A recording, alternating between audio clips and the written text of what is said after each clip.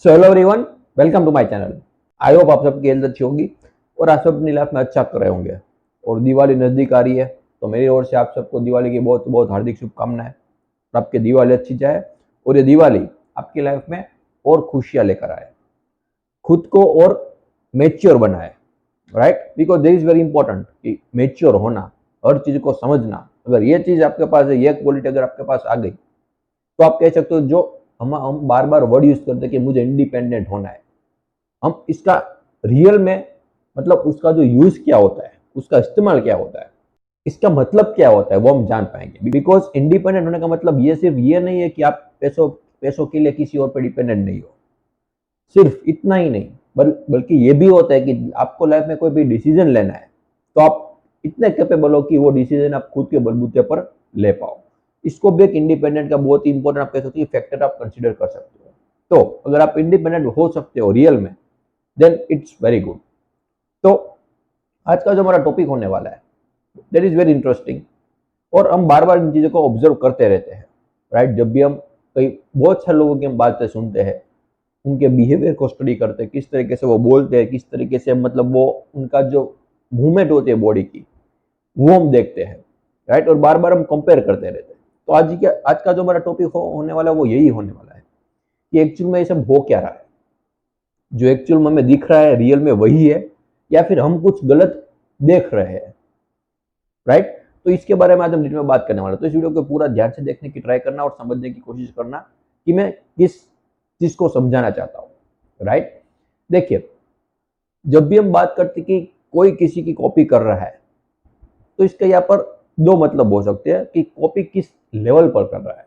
Suppose suppose आज के लिए बहुत ज्यादा हो रहा है कि कोई इंसान है, वो पहले उनका एक बोलने का जो ढंग था वो अलग था, जिस तरीके के वो वर्ड यूज करता था अपने लैंग्वेज में वो अलग थे। बट सडनली वो किसी ग्रुप के कांटेक्ट में आया। राइट, कोई रिलीजियन ग्रुप हो सकता है, कोई पर्टिकुलर उनके ग्रुप में आया। उसके बाद क्या हुआ कि उसने उनके जैसे कपड़े पहनने चालू कर दिए, वो जिस तरीके से बोलते थे वो भी उस तरीके से बोलने लगा। उनकी जो पहले की लैंग्वेज थी वो पूरी चेंज हो चुकी है, मतलब जो बोलने का जो तरीका था वो पूरा चेंज हो चुका है। राइट, पहले आप किसी से वो मिलते थे वो हेलो कहते थे, अब कहते हैं कि राधे राधे, जय श्री कृष्ण, अलग अलग ऐसे वर्ड यूज करते हैं। राइट, तो आप यहाँ पर देखो कि वो जो पहले था वो बिल्कुल बदल चुका है। बदला क्यों? क्योंकि जिस ग्रुप में वो शामिल हुआ है, वहां के जो लोग हैं वो इसी तरीके से बोलते हैं, इसलिए उसको भी ऐसा करना पड़ा। तो यहाँ पर आप कहते हो डायरेक्टली कॉपी हुई है।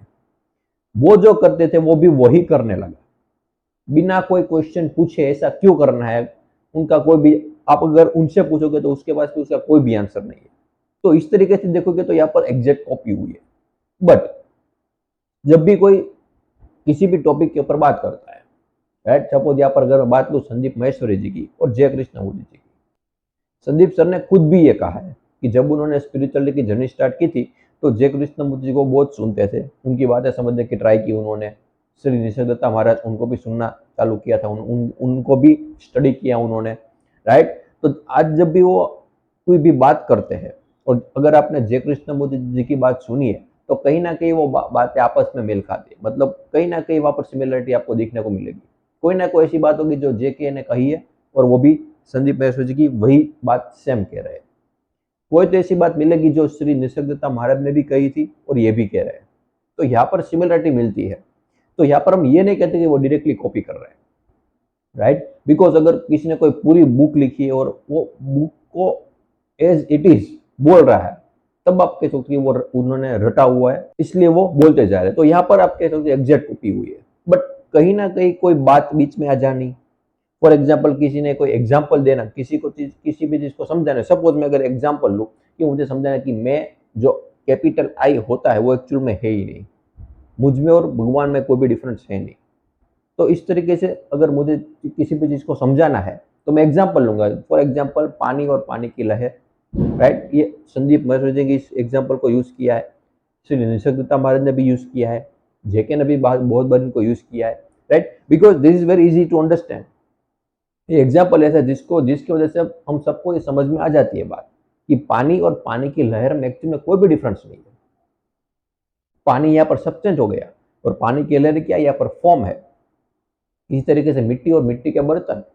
राइट, तो यहाँ पर अगर हम ऐसे एग्जाम्पल यूज करेंगे तो सामने वालों को बहुत इजीली समझ में आ जाएगा, राइट। तो इसलिए ऐसे एग्जाम्पल का यूज किया जाता है, बट ऐसा कह देना कि वो डायरेक्टली कॉपी कर रहे हैं, दैट इज टोटली रॉन्ग। तो यहाँ पर हमें समझना बहुत ही जरूरी है कि कॉपी एक्चुअल में होती क्या है। जैसा मैंने स्टार्टिंग में कहा कि कोई इंसान इस ग्रुप के कांटेक्ट में आने के बाद पूरा शिफ्ट हो चुका है, जो पहले था और वक्त था वहां पर आपको 180 डिग्री का डायरेक्टली शिफ्ट मिलेगा। तो यहाँ पर आपसे तो डायरेक्टली कॉपी हो, क्योंकि उन्होंने किया क्या, आप उनसे पूछोगे तो वो यही कहेंगे कि मैंने सब मोह माया छोड़ दी, राइट।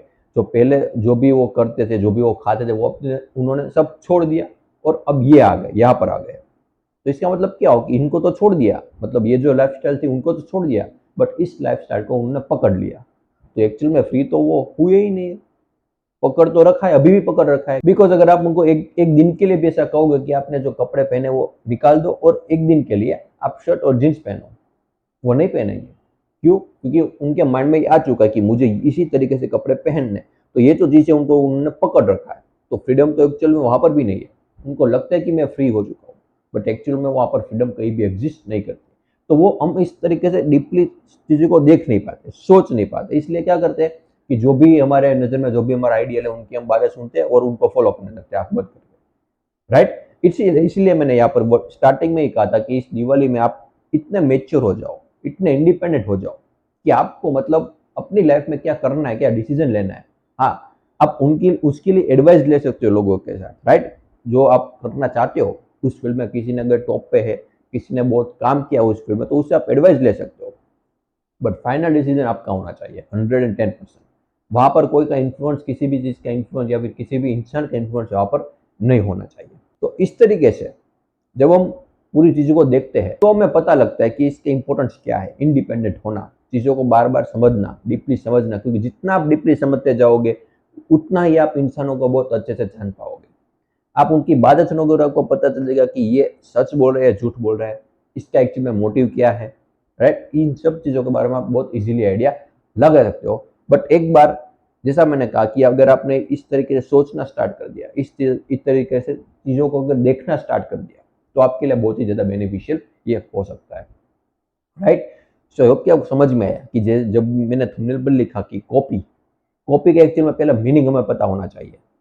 कोई किसी की एग्जाम्पल को ले रहा है क्योंकि वो बहुत ईजी है, या फिर कोई बात है जो उन्होंने बोली बट वो खुद उन बात को समझ चुके हैं, देन इट्स ओके। बट अगर समझा नहीं है और कॉपी कर रहे हैं तो वहां पर वो भी गलत है। बट अगर आपने एक बार चीज को समझ लिया तो आपकी अंडरस्टैंडिंग के बेस पर आप खुद भी वहां पर बना सकते हो, राइट। एक ही सेंटेंस को आप 10 तरीके से रिप्रेजेंट कर सकते हो, क्योंकि आपकी अंडरस्टैंडिंग डीप है।